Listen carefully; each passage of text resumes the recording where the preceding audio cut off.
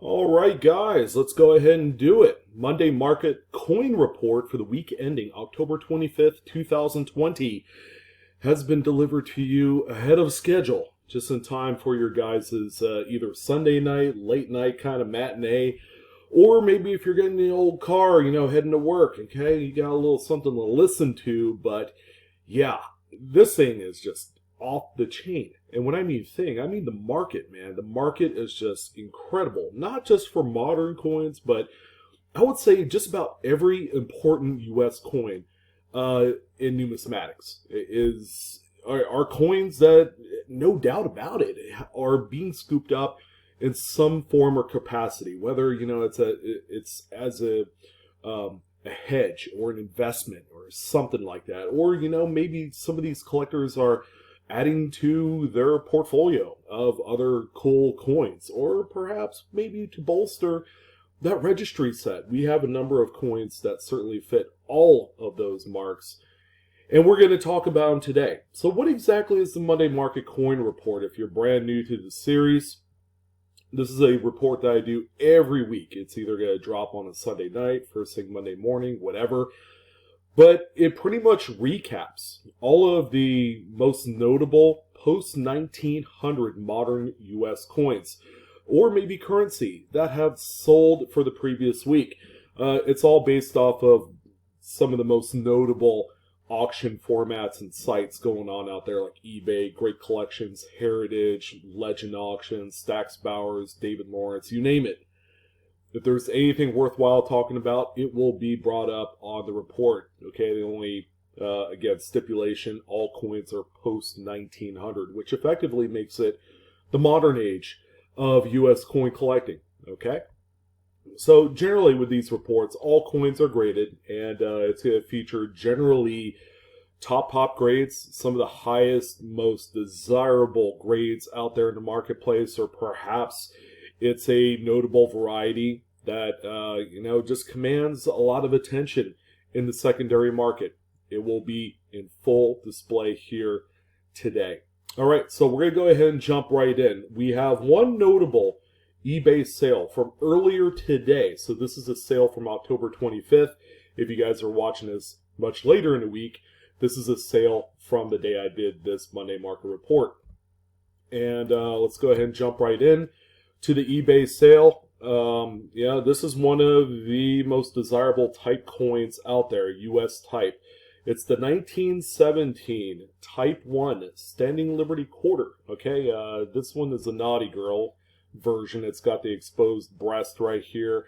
The hair is a little bit different as well, but this coin is just simply beautiful. All right, this is a coin that most typesets will want in their collection. Okay, they'll want a Type 1 and a Type 2 in there. The Type 2 will also have the 3 stars. It's just an iconic coin. This one right here sold today as a PCGS Mint State 66 full head designation. It's also CAC certified, and it's also housed in an original green holder. This is a holder that was used during the 90s by PCGS, so it's a much older coin. But this one right here, full head. It's got the full details on the head part of Lady Liberty, with the ear hole and the hair and everything just fully struck up on the coin. A very beautiful example. This one sold today for $2,105. It's always good to see coins like this still in existence out in the marketplace, and it's going to continue to be a hot seller month in, month out. So if you're looking to add one of these to your collection, I would highly recommend it. It's a coin that's going to be worth, the money that you pay for it. Okay, so it's almost like a sure thing as far as value-wise. It is going to retain its value over the long term. Okay, very cool coin here. So we have a whole host of great collections coins that's going to round out the Monday market report, starting with this 1983 Lincoln Memorial set. This one, of course, is the cherry picker's delight for coin roll hunters and maybe BU roll hunters out there. It's a 1983 DDR. Okay, this is the double die reverse. If you look at the back of the coin, ladies and gentlemen, This features probably one of the strongest double dies in the Lincoln Memorial Series.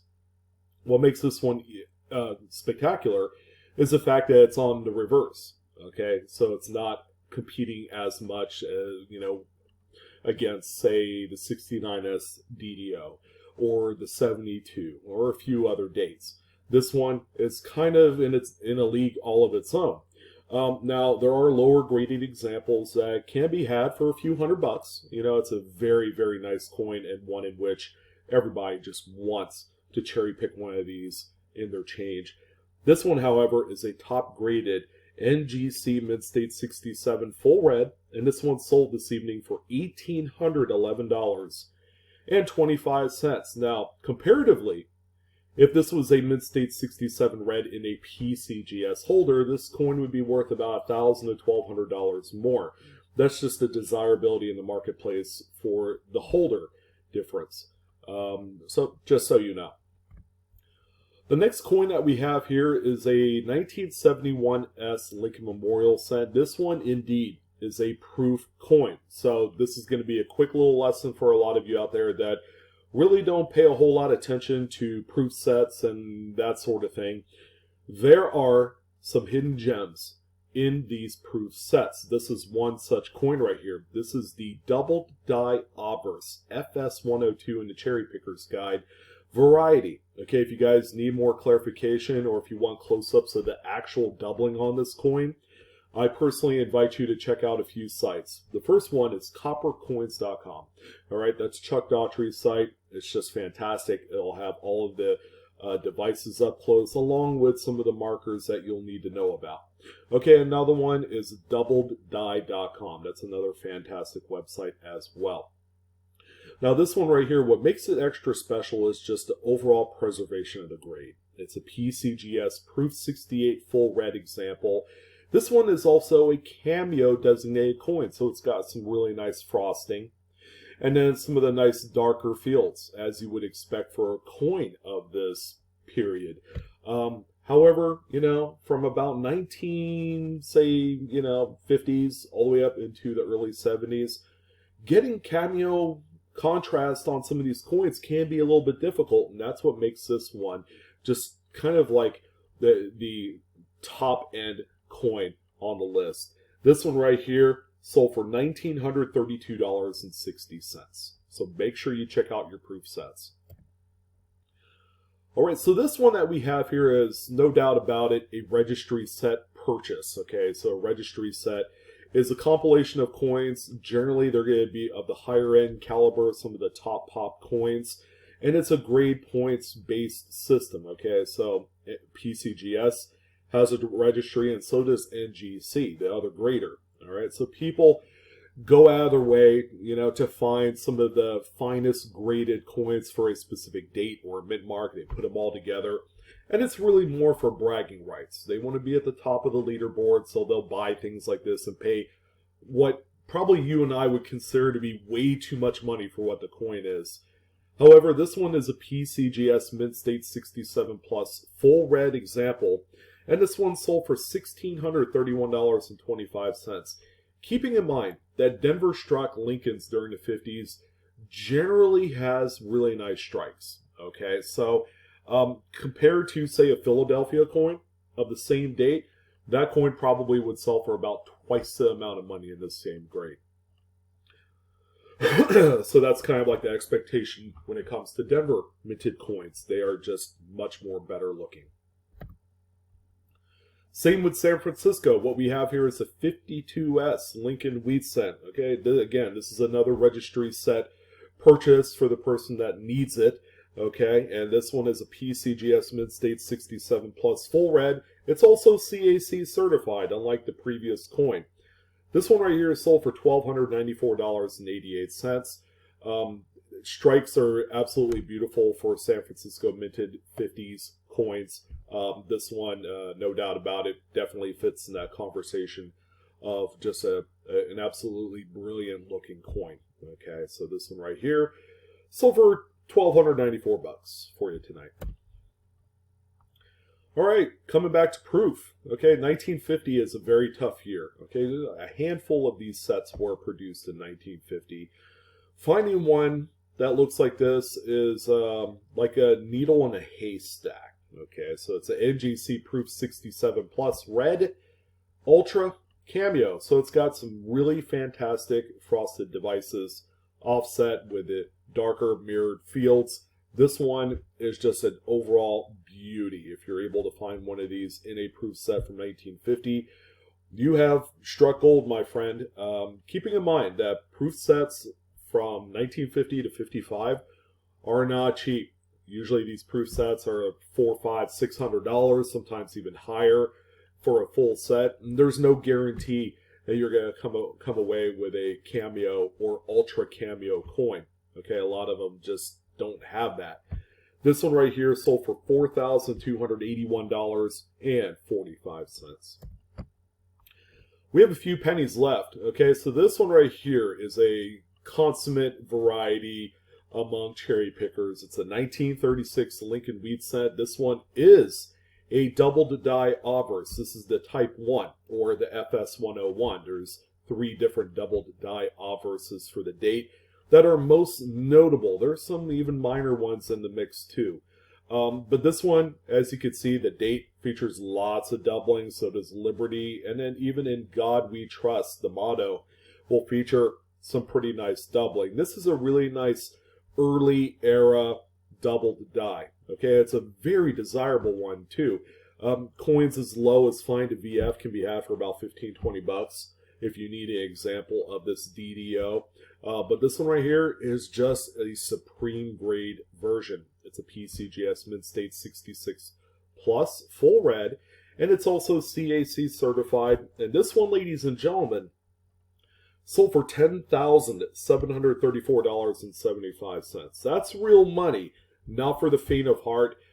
This is a coin that in this grade you just don't see that often. So, you know, when it does come up, rest assured, there's going to be a lot of just anxious bidders looking to obtain this coin. So keep that in mind.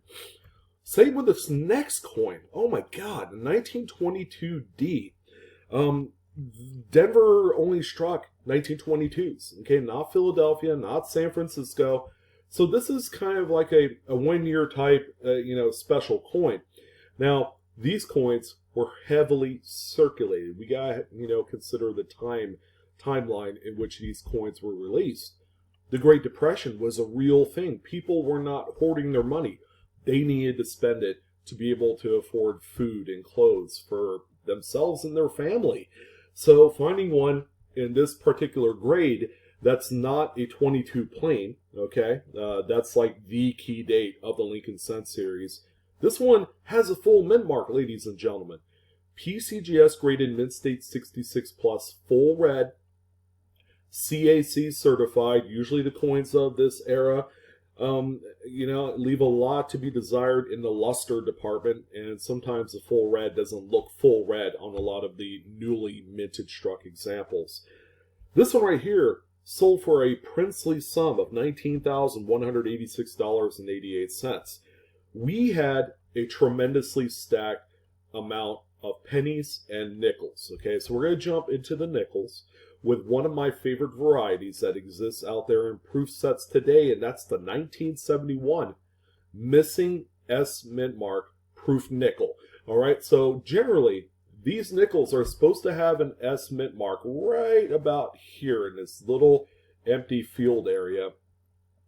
For whatever reason, this coin has that S mint mark omitted. Okay, maybe it was never struck into the working die, or maybe it was a clogged die. But usually with a clogged die, you would still see a little bit of remnants in there.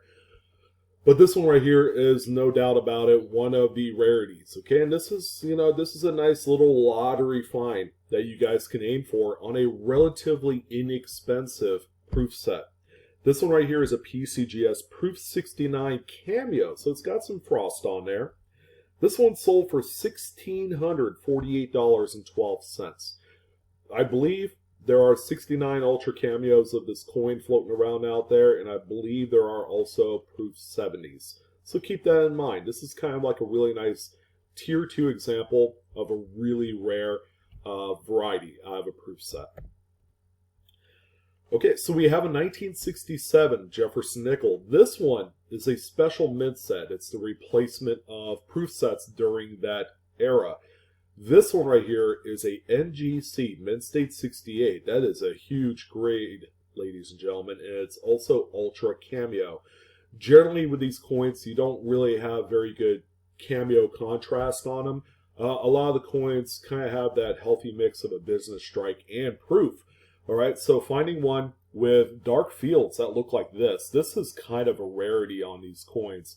I've been through probably hundreds of special mint sets and have found a small percentage of the coins with the deep dark kind of mirrored fields. You know, it's almost like dripping watery, kind of like crazy mirrored type of surfaces on this coin. This one right here, in its current grade through NGC, sold for $3,037.50. All right, that's a lot of money. Again, it's an affordable cherry pick. If you guys were kind of like looking for something that you could buy affordably, these special mint sets from 65, 66, and 67 should definitely be targets, because a lot of them will be devoid of any of the cameo frosting that you see on this example. All right, so I challenge all of you to look for exceptional, clean nickels with full steps, okay? And not just any nickels, okay? Nickels from the 50s and maybe the 40s, okay? We have a few of them back to back that we're going to talk about. The first one here, oh my God, this is my friend right here, because I have looked through many 55s, Denver's that is, and have not found a full stepper. Now this one right here is an exceptional example. It even has a kind of like nice wood grainy appearance to it. It's a PCGS Mint State 66 full steps. That's a incredibly tough numerical grade to achieve for this particular date and mint mark. This one right here is sold for $5,265. A lot's at stake. This is a huge, big dollar money coin. If you're able to score this coin in grades of 65 full steps and up, congratulations. Enjoy the cash. But as kind of like a disclosure, okay, grading nickels to obtain full steps, especially during this decade, is not for the faint of heart. Many have tried, and many have cried. That's right. I'm one of those. So I am proof positive that this is one of the most difficult things that you could possibly ever do. And I pose a little word of caution, but if you are brave and bold and you want to go out there and cherry pick from dealer stock, or you want to buy BU rolls, solid full date BU rolls of this coin in the hopes of finding a full steps, I wish you luck. The challenge has been made. Let's see what you guys come up with. $5,200 is a huge sale, and it's pretty good money. Almost life-changing, okay? That could pay a lot of people's bills for a few months. Rent, mortgage, whatever the case may be. Things have been going up, so there's a lot of inflation out in the world. Why not find yourself a nickel that'll grade out similar to this from a very, very tough decade? Okay, same with this one, 51S. This one, however, is a PCGS Mint State 67 full steps. Crazy where these coins are being found. But this one right here sold for $6,780.38. Oh, my heart bleeds, because I so want to be that guy that have gone through enough nickels to find the crown jewel of full steps nickels. This is one of them, but there are plenty more. So, tread lightly, but have fun. And once it becomes not fun anymore, then maybe it's time to give it up. Okay, I've given it up a few times in the course of my numismatic collecting career, and yeah, it could test your patience and your sanity. So tread lightly. Now, this is a 44D Jefferson Nickel. It's from the silver wartime era, from 42 to 45. Okay, so a lot of the coins are generally well struck, but this coin has a lot going for it.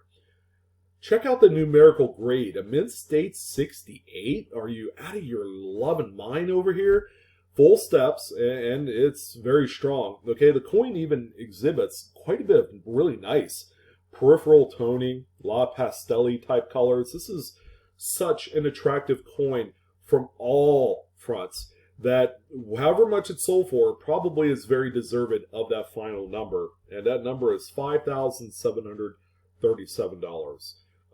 That is a smooth looking coin. And I guess if money were no object, I'd probably add this to my collection. That's how beautiful it is. And the final nickel of the bunch, I mean, we got to talk about Buffalo, right? It's not a Monday market report without at least talking about one Buffalo nickel. Iconic. That's just the word to use to describe this coin. You show it to anybody, everybody's going, oh yeah, that's a Buffalo nickel. It's pretty easy. You just flip that sucker around and there you go. There is a actual buffalo designed on the coin. I mean, who wouldn't know what this is? So it's a 35S. It's a San Francisco minted coin. So what? Now we are talking the 30s. This is a coin that still exists out there that is being cherry-picked from coin shows, from dealer stock. And people are paying like $100 for it, and they're turning around and sending it off to the graders. Whether it comes back like a Mint State 66, which by the way is still a $400 or $500 coin, or it comes back something like this in a Mint State 67, you're going to have a really good time counting the money all the way to the bank. This one right here is sold for $4,125.38. Just a beautiful, beautiful typeset coin. So we got dimes. We got a few dimes in the house, and it's not every day that I get to talk about one of the biggest proof coins, the modern proof coins that can be found. Okay, it can be found. It's not going to be easy. Every dealer in their right mind knows about this coin, and generally, you're going to have a heck of a time cherry picking dealer stock to find this 1968 no S proof dime. The coins are supposed to have an estimate mark right here. All right, this one, same as that 71 Jefferson Nickel that we talked about earlier in the show. Something happened. Something happened, okay? Maybe the mint engraver forgot to punch the little estimate mark in this. Whatever the case may be, it was a happy mistake because these things are very, very rare and they are very, very valuable. Okay, so this one right here is a PCGS Proof 68 Plus. Really nice high grade. No cameo, of course. A lot of them, look like this. This one sold for $20,379.38.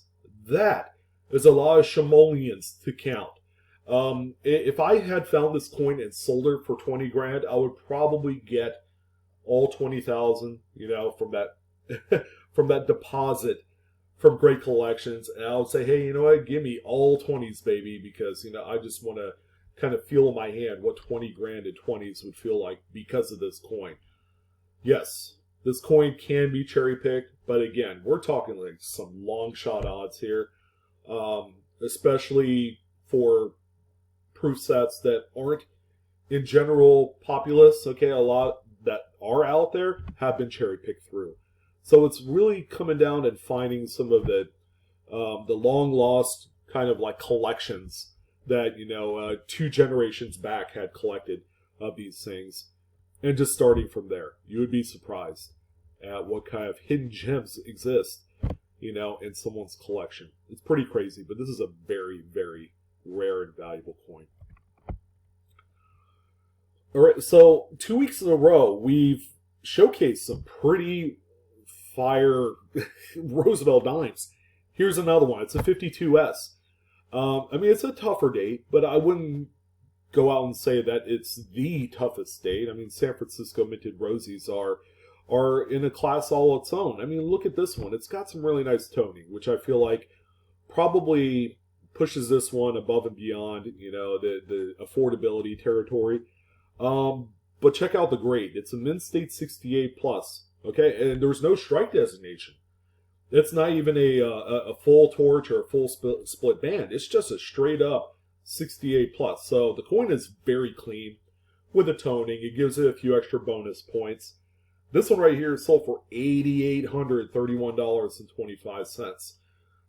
Which I've said before, I'll say it again. It just seems like a lot of money for a coin that typically can be cherry picked for like 15, 20 bucks out of dealer stock. Okay, and usually coins like this with this kind of toning has been sitting in an album for a long time. I mean, it's very attractive. Okay, it's ended up going into someone's registry set, I'm sure. Okay, so this is a coin that's unexpected. What the heck is a 93 Washington quarter doing in here? This is a coin that I think a lot of us, I can't speak for everyone, but a lot of us out there, once we came across it in 93, we kind of just wanted to spend it, all right?